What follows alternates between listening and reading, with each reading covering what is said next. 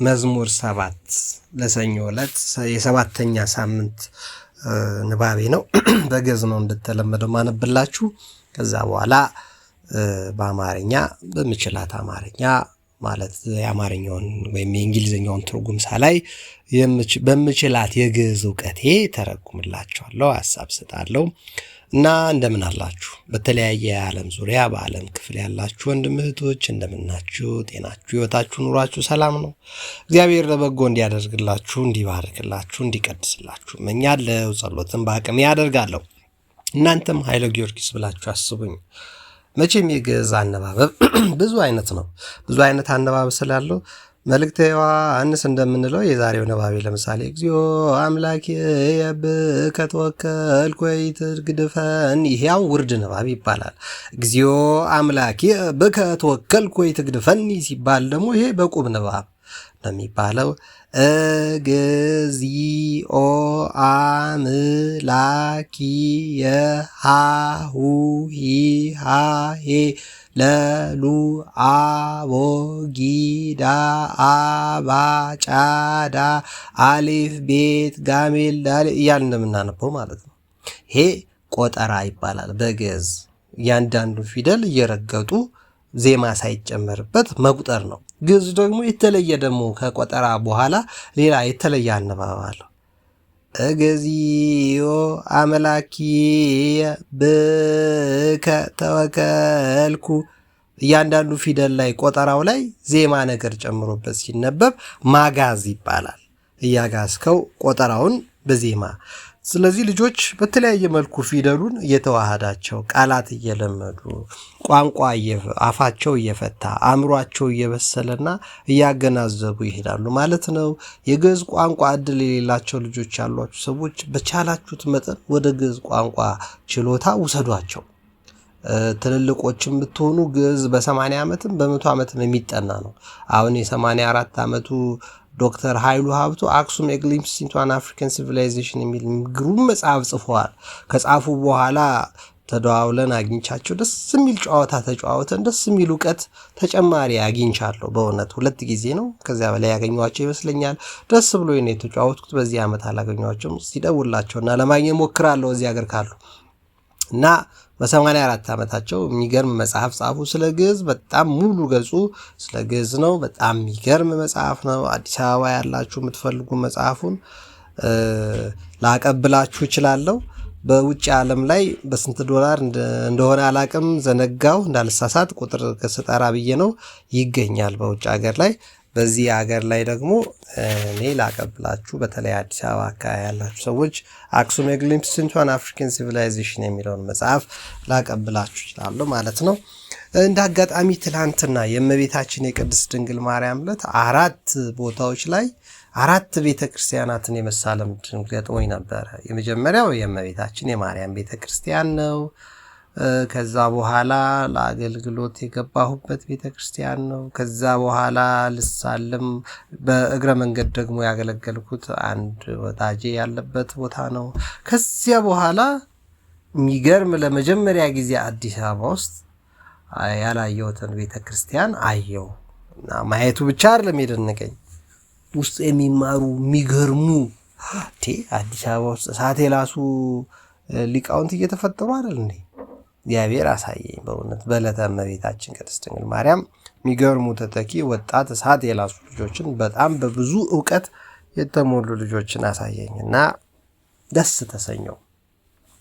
ታዲያ ምንድነው ማን ይደርስለታል? ህዝቡ እየሰጋ እየፈራ እየተጨነቀ ካሁን እንትን ገጠመኝ ኑሮ ተወደደ ገደሉኝ እያለ ለሚለው ህዝብ ማን ይደርስለታል?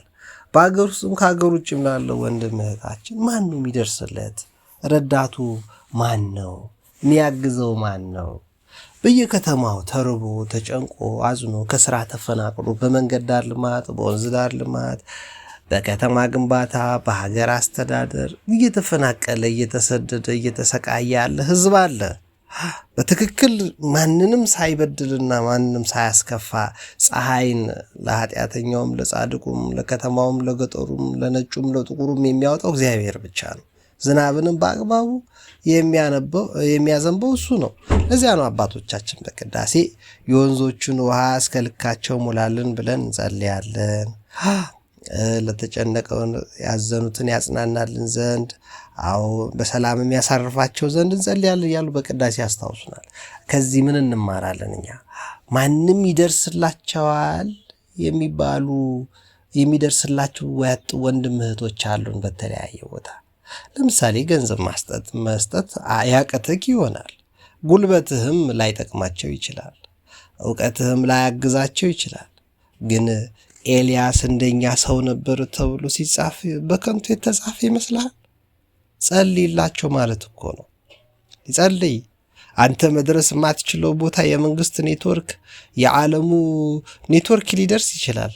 አንተ የትም የዓለሙ ኔትወርክ ሊደርስበት የማይችለው የመንግስት ኔትወርክ ሊደርስበት የማይችለው ቦታ ግን የሚደርስ መንፈስ ቅዱስ አለ። አንተ የሚጠበቀው ምንድን ነው? መጸለይ ነው። ወንድምህን እህትህን ማገዝ ላትችል ትችላለህ። አይደለም ሩቅ ያለ ሰው ቤተሰቦችን ላታግዛቸው ትችላለህ። ጸልይ። ካለህ ደግሞ እርዳ። ምክንያቱም ባትረዳ እግዚአብሔር በእርግጥ ይረዳቸዋል፣ በእርግጥ ያግዛቸዋል። ነገር ግን እያለህ ባትረዳ ባርኮክ ሰጥቶክ አብዝቶልክ አበርክቶልክ ባትረዳ እግዚአብሔር ባንተ በእውነት ያዝናል። እንዳያዝንብህ እግዚአብሔር ባንተ ቅር እንዳይሰኝ ሰጥቶክ ምቀኛ እንዳትሆን እርዳ፣ በምትችለው እርዳ። ይህ ዘመን ሀብት የምታካብትበት ገንዘብ አጎልብተህ የምትኖርበት አይደለም። አንድ ቦታ ልትፈነገል ትችላለህ። ስለዚህ ሰው እንዲጠቀምበት አድርግ። ሰው እንዲጠቀምበት እንዲገለገልበት አድርግ። ያለን አካፍል። መፈንገል አለ፣ መውደቅ አለ፣ መሞት አለ፣ መጥፋት አለ። ማን ይበለዋል ተብሎ በሉቃስ ወንጌል ጌታችን ነፍሴ ሆይ ጠጪ እላታለሁ፣ በደንብ በቂ ገንዘብና ሀብት አከማችቼላታለሁ፣ ከዚህ በኋላ ያለኝን ዘመን ተንደላቅቄ እግሬን ሰቅዬ ተኝቼ ነው የምኖረው ሲል ጌታ ምናል? አንተ ሰነፍ፣ ዛሬ ነፍስህን ከስጋ ይለዩታል። አሁን ያደከምክበትና እንደዚህ የተራወጥክበትን ምንድን ነው ያለው? ማንም ይበለዋል እኮ ነው ያለው። ወንድም እህቶቼ ለበጎ ልንጠቀም ይገባናል። ያለንን ነገር ልናካፍል ይገባናል። ካለን ከሌለ ልንጸልይ ይገባናል። ጸሎት በጣም ትልቅ ሚሳኤል፣ ጀት፣ ኒውክሌር ቦምብ ነው ጸሎት። እንደ ኤልያስ ያለውማ ከዛ በላይ ነው። የሰማይን ዝናብ መሎጎም፣ መስኮቶችን መዝጋት መቻል እኮ ይሄ ትልቅ ብቃት ነው። አይደለም እንዴ? ነው እንጂ ነው። ወንድም እህት ትምህርት አልገባ ብሏቸው ሊሆን ይችላል። ዘመዶች ተቸግረው ሊሆን ይችላል። ስራ ፈተው ትዳራቸው ላይ መስማማት አቅቷቸው ሊሆን ይችላል። ጸልይ። ወጣትን ብዙ ነገር ተምታቶብህ ሊሆን ይችላል። የፈጠረህ አምላክ ሮቦት አድርጎ አይደለም የፈጠረ፣ ዕቃ አይደለህም አንተ። እግዚአብሔር ይፈልግሃልና ጸልይ። ጸሎት በጣም ትልቅ ነገር ነው። ትልቅ መሳሪያ ነው። ትልቅ ኃይል ነው። ሀብት ነው። ክርስቲያናዊ ጸጋ ነው። የጸሎት ቤት የጥንቶቹ ሰዎች የጸሎት ቤት ይሰራሉ። የብላቴን ጌታ ህሩይ መኖሪያ ቤት አሁን የኢትዮጵያ ሳይንስ አካዳሚ ተደርጎ የተደረገው ቤታቸው ከኢትዮጵያ ፓረንት ትምህርት ቤት ወስዶት ነበረ። ከሱ ላይ ተወጥቆ አሁን የኢትዮጵያ መለስ ዜናዊ እንዲሰጥ ፕሮፌሰር ሽብሩ ተድላ እንዳደረጉ ሲናገሩ ነበርኩኝ። እና ያ ቤት አሁን የኢትዮጵያ ሳይንስ አካዳሚ ይባላል። በዛና በዳርና በዳር ቆይ ፎቶውን ከቻልኩ ዩቲዩብ ላይ አብሬ ለጥፍላችኋለሁ። በዳርና በዳር ያሉት የባለቤታቸውና የእሳቸው ጸሎት ቤት ነው። ዛሬ አፓርታማ ሲኖራችሁ፣ ኮንዶሚኒየም ስትሰሩ፣ ትልልቅ ቪላ ቤት ሲኖራችሁ፣ የምትኖሩበት ሀገር ላይ ኮንዶሚኒየም፣ ጭቃ ቤት፣ ቆርቆሮ ቤት አይልም፣ የጸሎት ክፍል አላችሁ። አንዷን ግድግዳ ለጸሎት ለይታችኋል።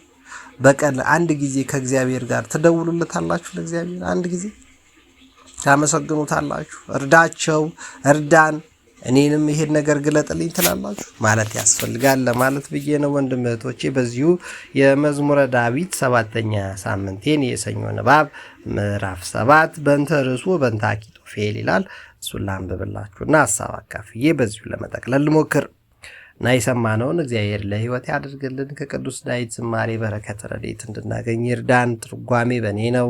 ከአማርኛው ጋር አነጻጽራችሁ አነባቢን ችግር ቢኖር ሀሳብ አስተያየት እንድትሰጡኝ ተስፋ አደርጋለሁ። መልካም ጊዜ ይሁንላችሁ። ይመቻችሁ። የተለየ አገልግሎት የመጣላችሁ ሀሳብ ካለ ደግሞ አብረን መተጋገዝ እንችላለን። አብሮ ማደግ ነው የሚሻለው። እግዚኦ አምላኬ ብከ ተወከልኩ ወይትግድፈኒ። አምላኬ ሆይ በአንተ ታምኛለሁና አትተወኝ። ዋድህነኒ እምኩሎሙ ለሮሪንዮ ባላሃኒ። ከሚያሳድዱኝ ሁሉ አድነኝ። ከመ ኢይምስጥዋ ከመ አንበሳ ለነፍሴ። እንደ አንበሳ ነፍሴን ሊናጠቋት ከሚፈልጉት አድነኝ። እንዘ አልቦ ዘያድህን ወዘይባልህ። አንተ ካላዳንከው ማን ያድነዋል? እግዚኦ አምላኬ እመሰ ከመዝ ገበርኩ። አምላኬ ወይኔ ግን እንደዚህ ያደርጋለሁ። ወእመኒ ቦ አመፃ ውስተ ደዌ። በእጄ በደል አለ። ወእመኒ ፈደይክዎሙ ለእለ ይፈድዩኒ እኩየ። ክፉ የሚፈልጉብኝ ሁሉ ለእለ ይፈድዩኒ እኩየ ፈደይክዎሙ። ፈልግባቸው። ለያውድቁኒ የሚያሳድዱኝን አሳዳቸው እንደማለት ነው። ለያውድቁኒ ጸላቴ ራቅየ። ጠላቶቼ ራቆቴን ጣሉኝ። ወይ ደግና ጸራይ ለነፍሴ ወይርከባ። ለነፍሴ ጠላት አዘጋጁላት። ወይ ኪዳ ውስተ ምድረ ሕይወቴ ወያስሮ ውስተ መሬት ለክብረ። ሕይወቴንም ክብሬንም ወደ መሬት ጣሏት። ተንስ እግዚኦ በመዓትከ። አቤቱ በመዓት ተነስ። ወተለዓል መልዕልቶሙ ለጸላቴ። በጠላቶቼ ላይ ከፍ ከፍ በል። ተንስ እግዚኦ አምላኬ በስርዓት ዘአዘዝከ። አቤቱ ተነስና በስርዓት ስራ እዘዝባቸው። ወማኅበረ አሕዛብ ያውደከ። የአሕዛብ ማኅበር ያውደከ ይዞረሃል። ወበእንተ ዝተመየጥ ውስተ አርያም። አቤቱ ወደ ተመልከት። እግዚአብሔር ይኮንኖሙ ለአሕዛብ። በአሕዛብ ላይ እግዚአብሔር ይፈርዳል። ፍትሐ ሊተ እግዚኦ በከመ ጽድቅከ። አቤቱ እንደ ጽድቅህ መጠን ፍረድልኝ። ወይ ኩነኒ በከመ የዋሃቴ። እንደ ጽድቄ መጠን ይላል አማርኛው። እንደ የዋህነት ይፍረድልኝ። አቤት እኛ ግን የዋህ ነን። ብቻ እንደ ቸርነቱ ይፍረድልን። ይሃልቅ ከዮሙ ለኃጥአን። የኃጥአን ክፋት ያልቃል። ወታረቱኦሙ ለጻድቃን። ለጻድቃን ግን ትጠቅማቸዋለች። ይፈትን ልበ ወኩልያተ እግዚአብሔር። እግዚአብሔር ልብና ኩላሊትን ይመረምራል። አማን ይረዳአኒ እግዚአብሔር። በእውነት እግዚአብሔር ይረዳኛል። ዘያድኅኖሙ ለርቱዓነ ልብ። እግዚአብሔር ልባቸው ቅን የሆኑትን ያድናቸዋል፣ ይረዳቸዋል። እግዚአብሔር መኮንነ ጽድቅ። ለጽድቃን እግዚአብሔር ትክክለኛ ፈራጃቸው ነው። ኃያል ወመስተአግስ። የሚያድናቸውም ኃይል የእግዚአብሔር ነው። ወያምጽ መንሱተ ኩሎ አሚረ። ወመሳይ ተመየጥክሙ ሰይፎ ይመልእ ቀስቶኒ ወተረብ አስተዳለ። ከክፋት ነገር ሁሉ የሚያወጣቸው ቀስታቸውን ከገተሩት ላይ ሁሉ የሚነቅልላቸው እግዚአብሔር ከመከራቸው ሁሉ ያወጣቸዋል። ዋስተዳሎ ቦቱ ህምዘዘ ይቀትል። ሊገድሏቸው ካሉት ሁሉ የሚያላቅቃቸው። ዋጻሁኒ ለእለ ይነዱ ገብረ። ከሚነዱን ነገሮች ሁሉ አድኖ የሚመራ። ናሁ ሐመ በአመፃ ደከምኩ። ወፀንሰ ጻረ ወወለደ ኃጢአተ። በአመፃ ደከመ፣ ኃጢአትን ጸነሰ፣ ክፋትን ወለደ። ግበ ከረ ወደ ህየ። አቤቱ ተመልከት። ወይ ደቅ ውስተ ግብ ዘገብረ። በክፋቱ የሚወድቀውን እይ። ወይ ገብ ጻማሁ ዲበ ርእሱ። ኃጢአቱና ክፋቱ በራሱ ይመለስበታል። ወትወርድ አመፃሁ ዲበ ድማሁ። ክፋቱ በላዩ ይሆናል። እገኒ ለእግዚአብሔር በከመ ጽድቁ። እግዚአብሔርን እንደ ጽድቁ መጠን አመሰግነዋለሁ። ወዘምር ለስመ እግዚአብሔር ልዑል። ለእግዚአብሔር ለታላቁ ለአምላካችን ለአባቶቻችን ጌታ ለእግዚአብሔር ስምም እዘምራለሁ። ስብሐት ለአብ ስብሐት ለወልድ ስብሐት ለአብ ወወልድ ወመንፈስ ቅዱስ ለዓለም ወለዓለመ ዓለም። ምስጋና ለአብ ለወልድ ለመንፈስ ቅዱስ ዛሬም ዘውትርም ለዘላለሙ ይላል። አጋዕዝተ ዓለም ቅድስት ሥላሴ በረከት ረድኤቱን ያድለን። ባላችሁበት ሀገር ይመቻችሁ። ደስ የሚል ሰኞ ቀን ይሆንላችሁ። ይመቻችሁ። መልካም ጊዜ ይሆንላችሁ። ሀሳብ አስተያየት ስጡ፣ አትጥፉ። እሺ ወንድምቶች